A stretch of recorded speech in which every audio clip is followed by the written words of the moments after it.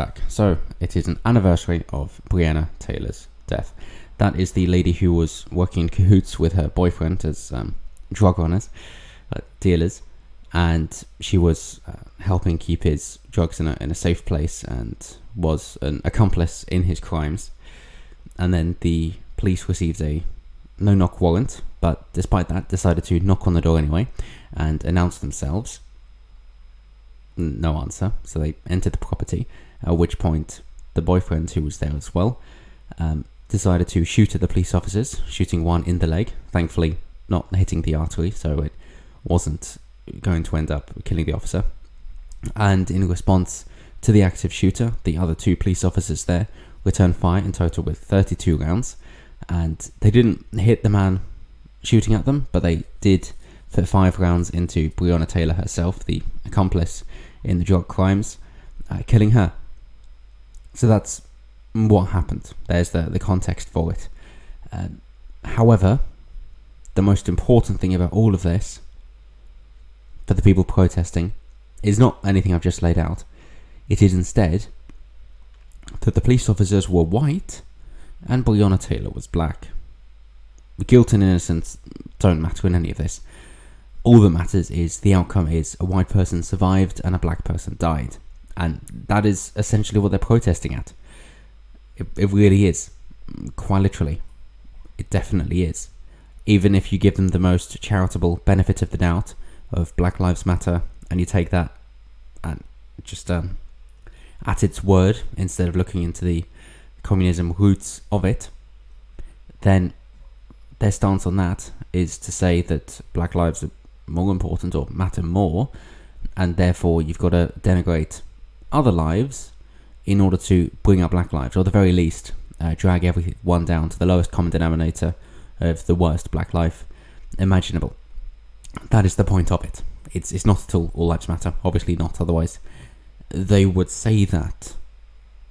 And their requirements for trying to help out everybody get to the same point wouldn't be based on racial grounds of just change the law to favour us.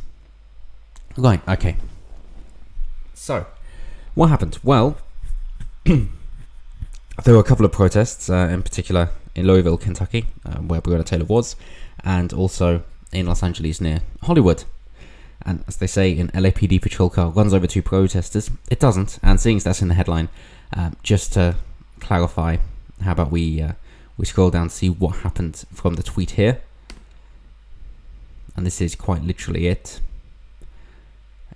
As you can see, the 2 people trying to climb onto the police car and causing damage at the same time, which you're about to see. There we are, hitting it, climbing on top, and then the police car speeds up to a running pace by the look of it, and that's it. They say abruptly accelerates. I'm not seeing that at all, but of course we know from previous riots happening when Trump was president that if you just go along with the rioters and you don't try and get them off your vehicle, then they will surround it and drag you out of your vehicle and then beat you to a pulp on the floor, as we have numerous examples of that happening. So I'm sure at this point you can understand why, well, hey, if I've got a method to escape and you've got my back to the wall and I have to go through you, then I will go through you, because at this point it's either you or me. So it's perfectly understandable. Just if you have any doubt, if someone's not being a threat to you, don't start attacking them, and then you should be fine. And also, if somebody is attacking you and intending to do you serious bodily harm, defend yourself, even if it does mean hurting them in the process. I think we can all pretty much agree that that is a universal principle. And that's what we saw in the video. There was nothing done which was a disproportionate response. It wasn't as if the police officers floored it in order to cause harm and try and do some bowling on the way through. Not at all. There wasn't a reenactment of Skittles. Not in the slightest. Instead, they accelerated up to a running speed, as just to showcase again, just for full clarity. Let's rewind back a bit, and then you can see after the people here, the men, trying to climb onto the vehicle, the police officer then lifts the clutch up.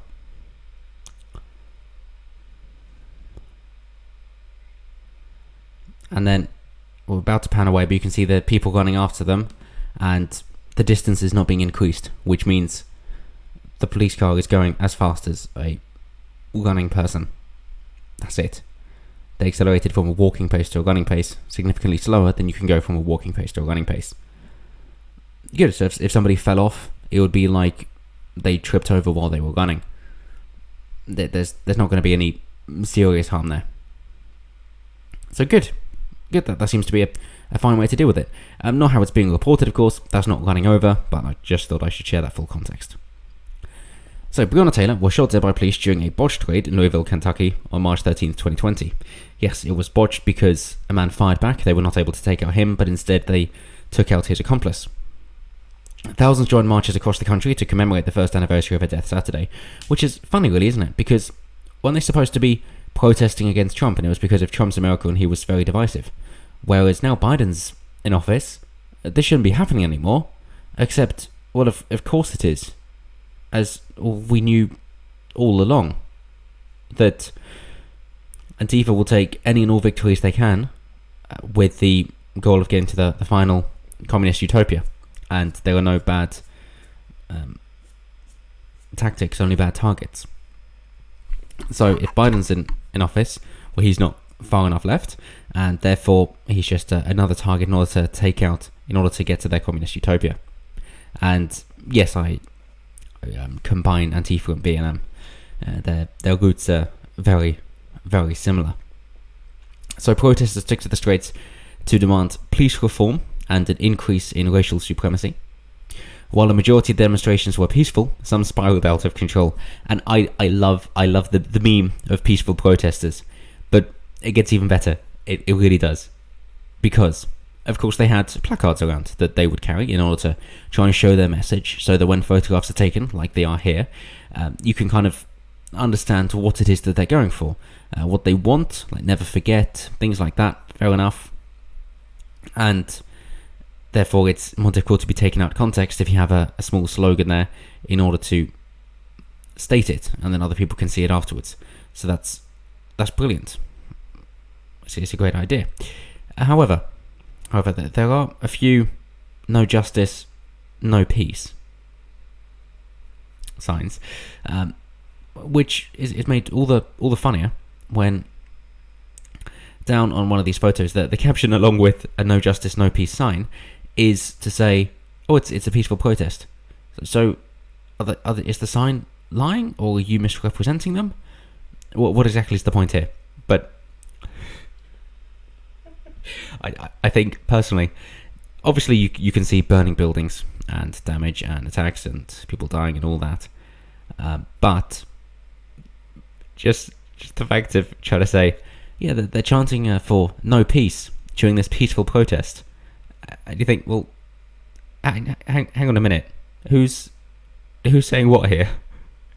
And surely the meme of supposedly having a peaceful protest, and of course it all being very violent, it kind of goes out the window when they're actively saying, no, we don't mean to be peaceful, we don't mean any of that at all. But so what else happened? In LA, 2 demonstrators were seen smashing the hood of a cop car, smashing the bonnet of a police car, thank you, we're English, before it accelerated. Basically they lifted the clutch, they didn't really rev the engine, in quote, running them over. Not at all. You've seen the video, decide for yourself. There were also reports of vandalism to several businesses in the Hollywood area. Yes, they got a smash capitalism. Police clashed with protesters in Seattle and Portland. What a surprise of all places.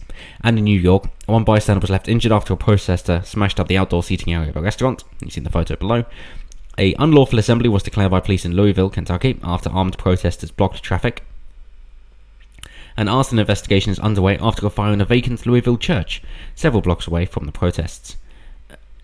Yeah, and taking out the businesses is one thing that you can understand it against capitalism, but then just burning down a church.